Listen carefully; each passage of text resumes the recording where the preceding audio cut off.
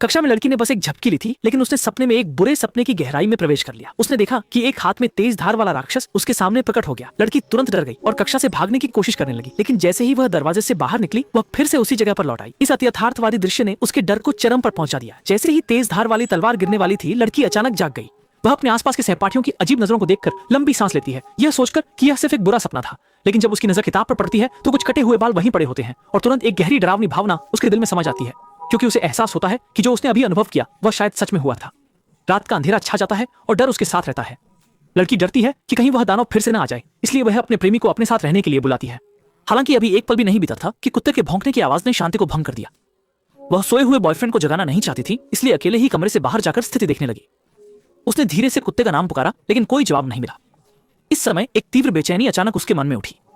वह धीरे धीरे आंगन में गई और सामने का दृश्य देखकर उसके रोंगटे खड़े हो गए। उसने देखा कि कुत्ता खून में लथपथ पड़ा था और वह दानव पास ही खड़ा था। लड़की डर के मारे घर के अंदर भागी, लेकिन अजीब बात यह थी कि शैतान फिर से उसके सामने आ गया। जब शैतान ने उसकी ओर अपना हाथ बढ़ाया तो लड़की फिर से जाग गई। अपने बगल में सो रहे बॉयफ्रेंड को देखकर लड़की अब उतनी डरी हुई नहीं थी, इसलिए वह उठकर अपना चेहरा धोने चली गई। लेकिन जैसे ही वह अपनी तनी हुई नसों को आराम देकर सोने की तैयारी कर रही थी, बॉयफ्रेंड ने अचानक उसका नाम पुकारा, उसे जगाने की कोशिश करते हुए। हालांकि लड़की जैसे किसी चीज के नियंत्रण में थी, लगातार भयानक चीखें निकाल रही थी। उसका शरीर भी अनियंत्रित रूप से जोर जोर से झटके खा रहा था और फिर वह अजीब तरह से हवा में तैरने लगी। इस तरह से 7-7 49 चक्कर लगाने के बाद वह अचानक छत की ओर टकरा गई और अंत में मुफ्त का खाना ले लिया। क्या अब भी तुम कक्षा में सोने की हिम्मत करोगे?